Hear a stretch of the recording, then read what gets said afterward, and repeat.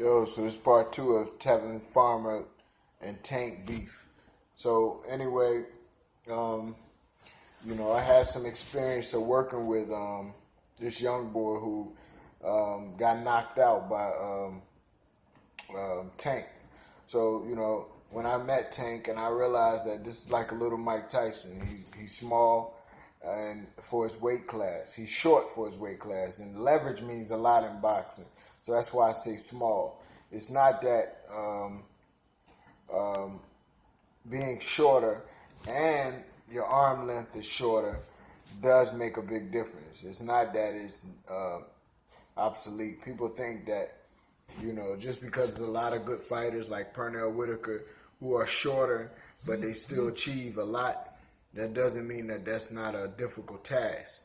That's a very difficult task, so it's more of a phenomenon for Pernell Whitaker to be fighting all the tall guys that he did, because that is definitely a disadvantage. Leverage is a big thing in boxing. So anyway, Tank is like a little Mike Tyson, but we all know anybody can be beat with skill, because this is boxing. It's like judo. It is a skill-based situation. Boxing really works. It's not a strongman competition, and it's not the toughest man survive.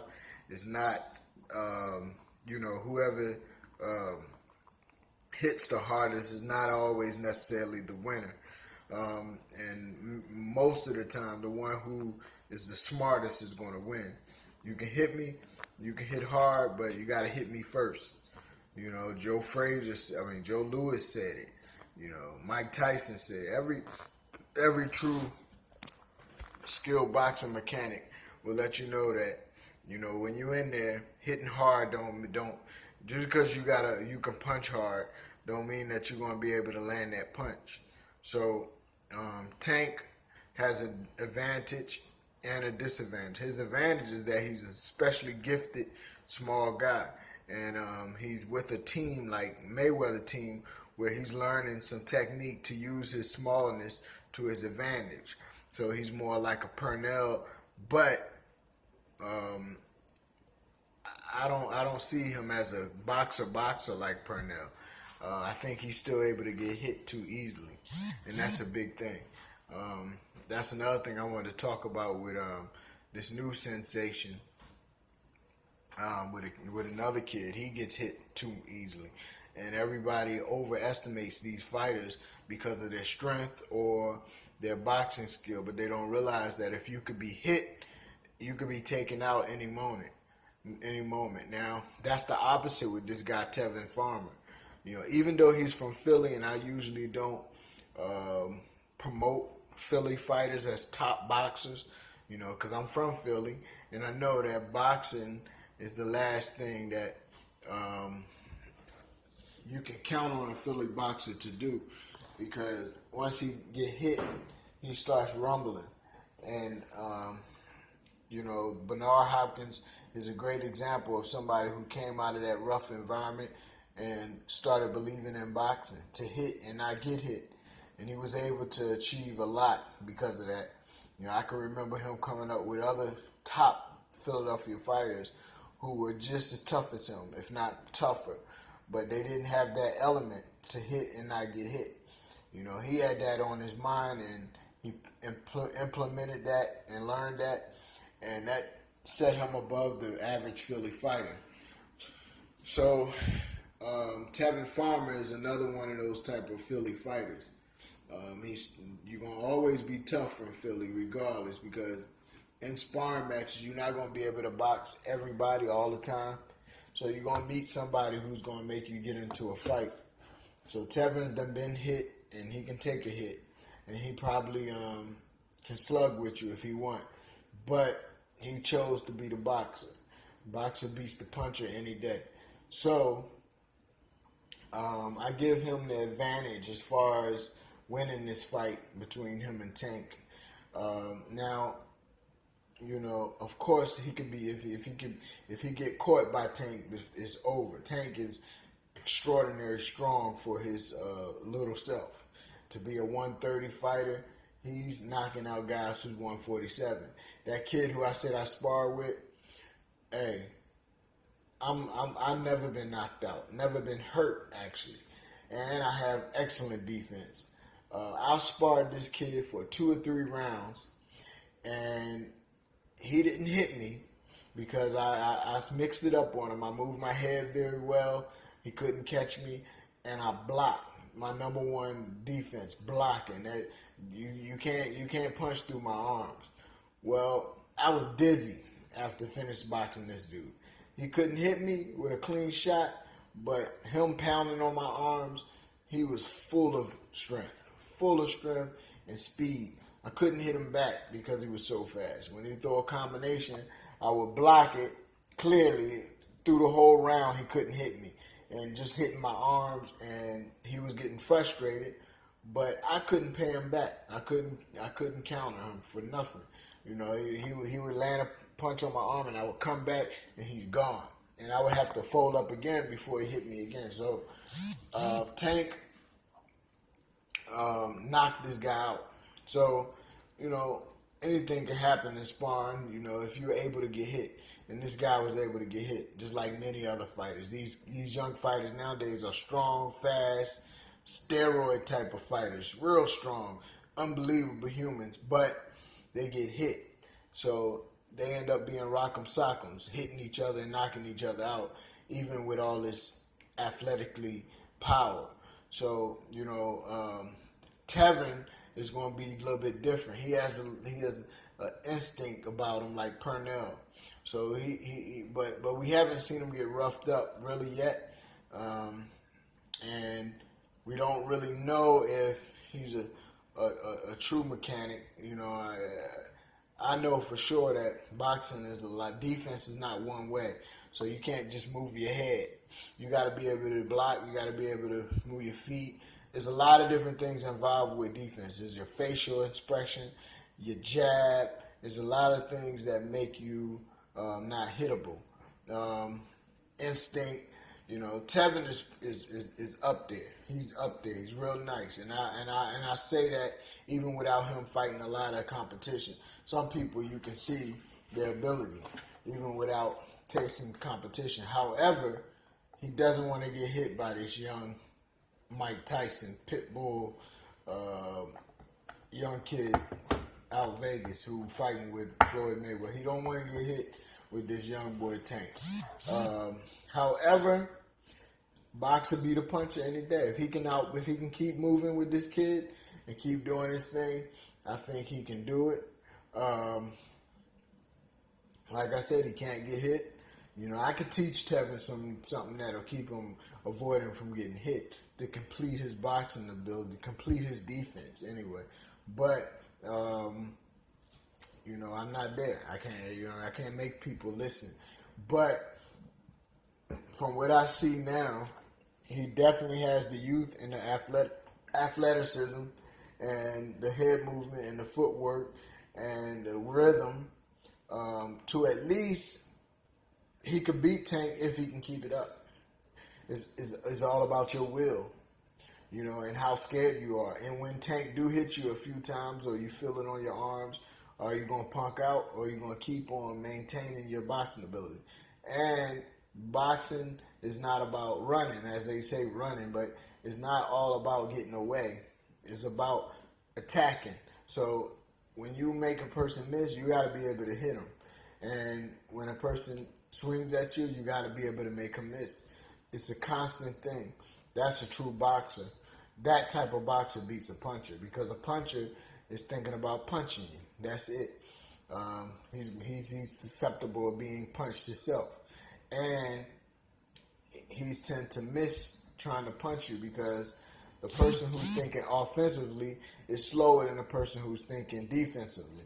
Defense first. You know, I'm waiting on you to swing at me or you swinging at me. Who going to be more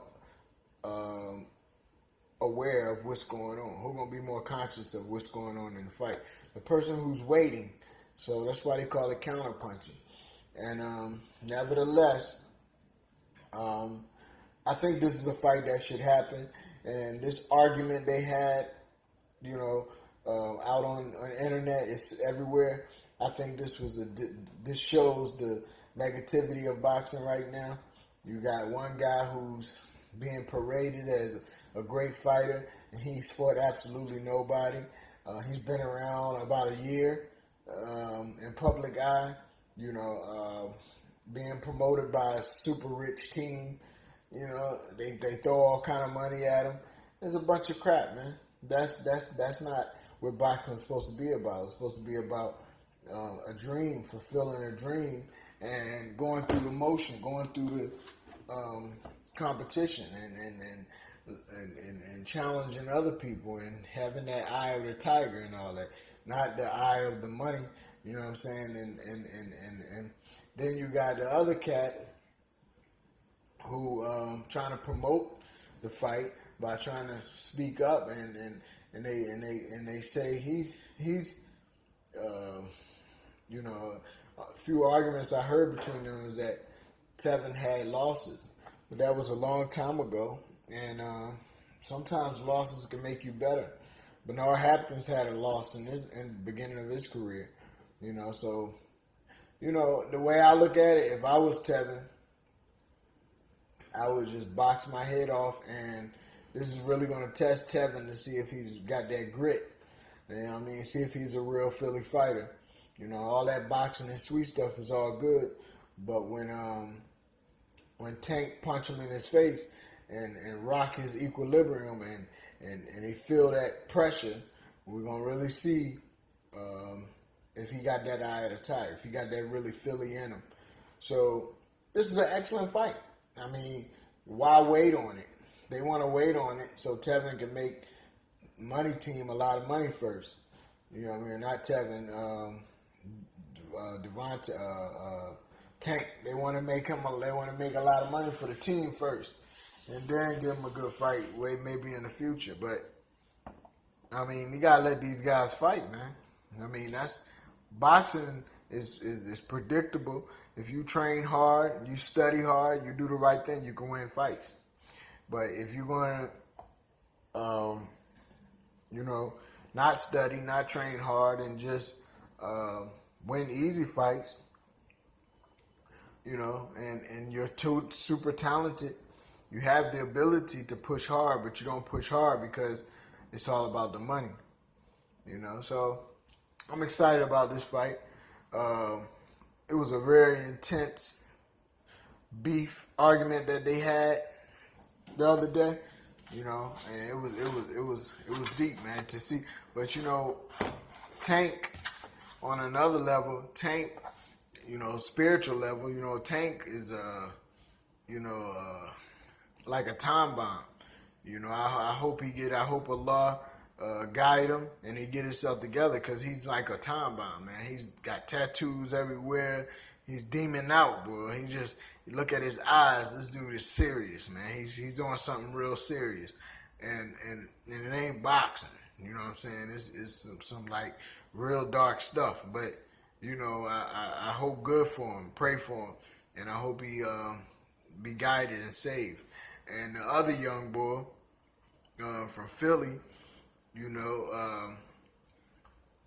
he better not be underestimating Tank. Tank got some strength I don't know where it's coming from, because I know this young boy that I sparred was super strong, super fast, and I heard Tank handle him like nothing. So and then looking at Tank and his eyes, man, this guy's look strong, and his stature and the way he carries himself. So it's a very dangerous fight, but he's short.